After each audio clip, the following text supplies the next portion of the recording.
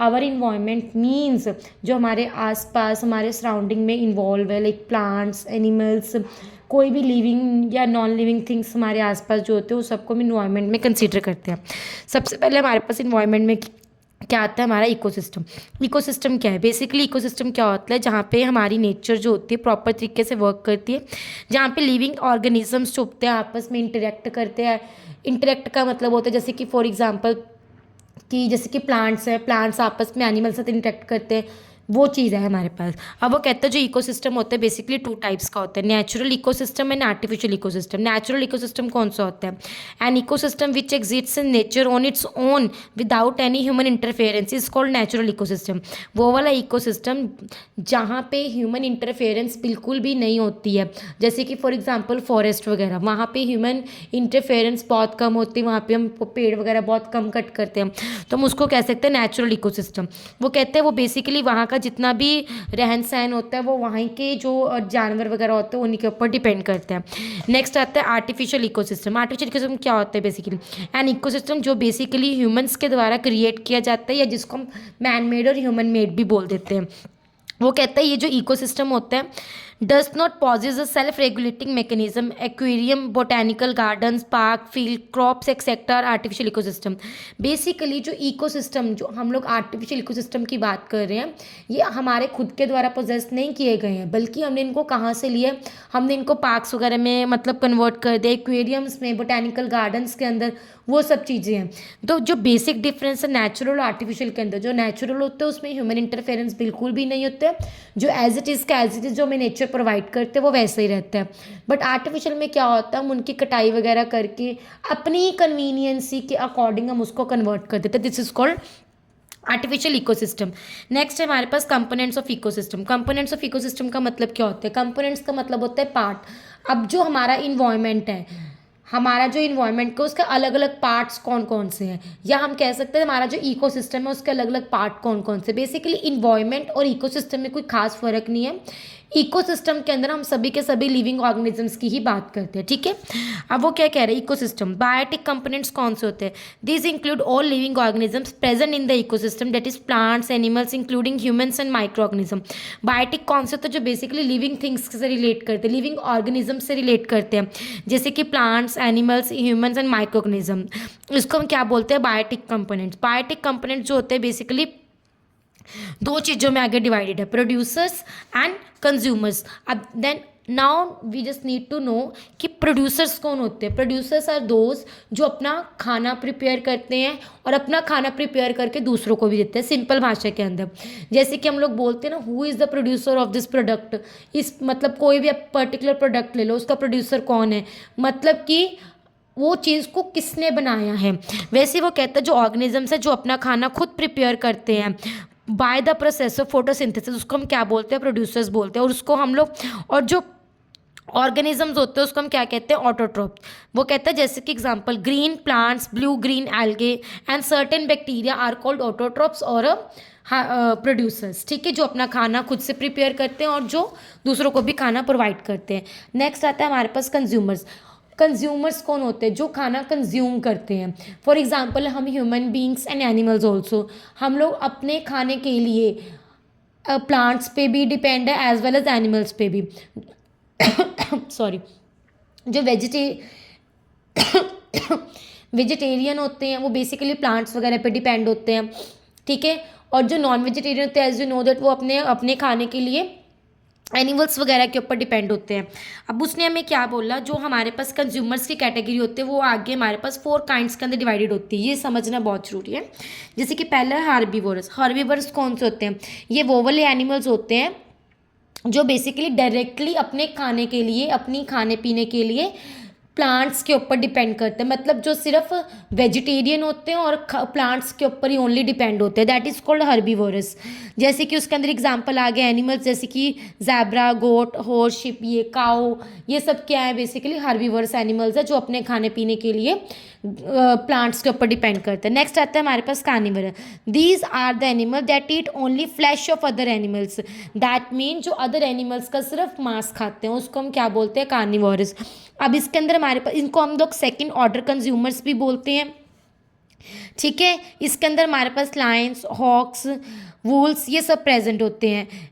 लेकिन इसके अंदर आगे हमारे पास दो चीज़ें और आती हैं, प्रीडेटर्स और स्केवेंजर्स। प्रीडेटर्स कौन होते हैं? जो बेसिकली अपना, जैसे कि फॉर एग्जांपल लायन की अगर मैं बात करूं, अगर लायन को कोई प्रे करना है, प्रे मतलब कोई शिकार वगैरह करना है, तो पहले उसको सर्च करेगा, ठीक है ना। जैसे कि फॉर एग्जांपल उसने, उसको कोई बकरी वगैरह मिल गई, उसने उसको खा लिया, तो उसको खाएगा कब? पहले उसको पकड़ेगा, फिर उसको मार के खाएगा। मतलब पहले अपने शिकार को वो ढूंढता है, फिर पकड़ के फिर उसको मार के खाता है।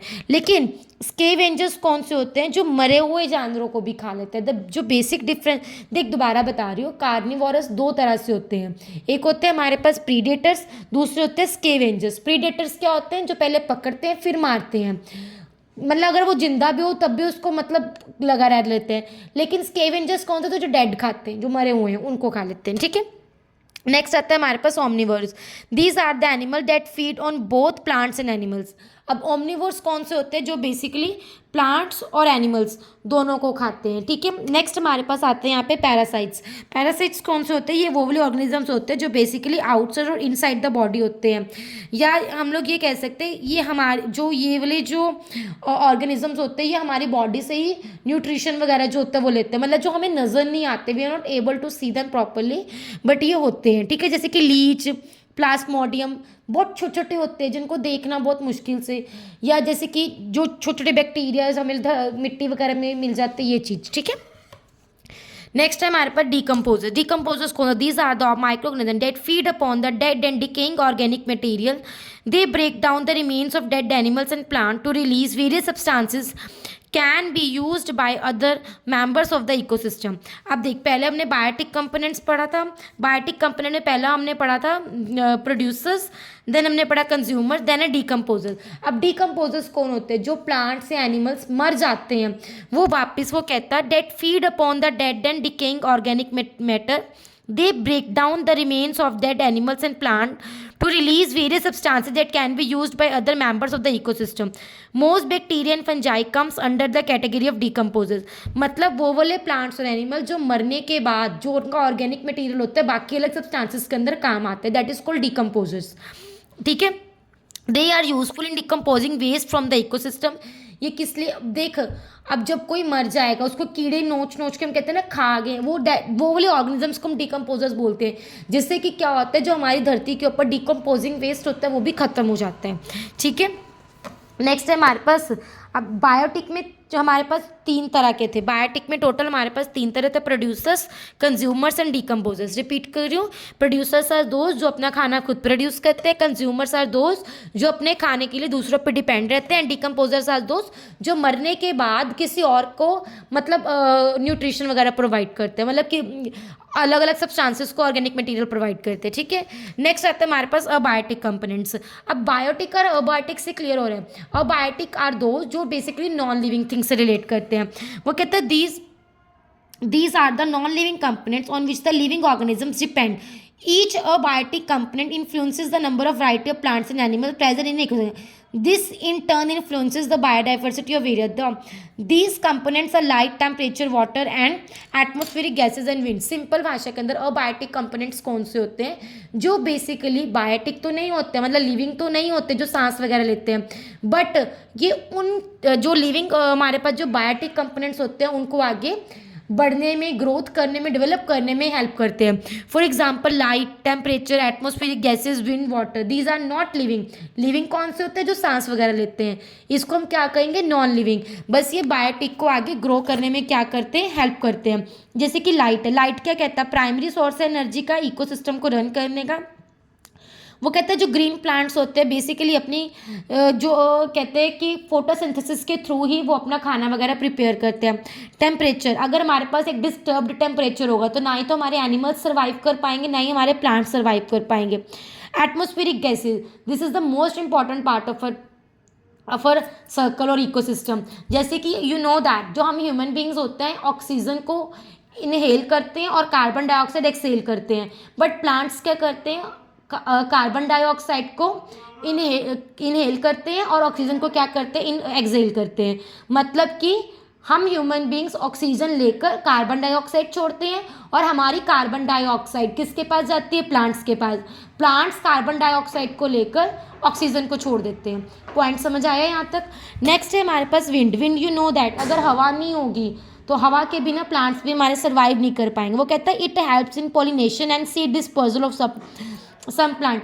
पॉलिनेशन और सीड डिस्पर्सल का मतलब क्या होता है, जो हमारे प्लांट्स हैं, अब तूने सुना होगा प्लांट्स ऐसे ही ग्रो नहीं होते हैं। कुछ प्लांट्स की जो सीड डिस्पर्सल क्या होती है, अगर मैंने एक जगह सीड्स को है वो सीड हवा के थ्रू अलग अलग जगह पे स्प्रेड हो जाते हैं, जिसके कारण वहाँ पे प्लांट्स या फिर जो फ्लावर्स वगैरह होते हैं वो ग्रो हो जाते हैं।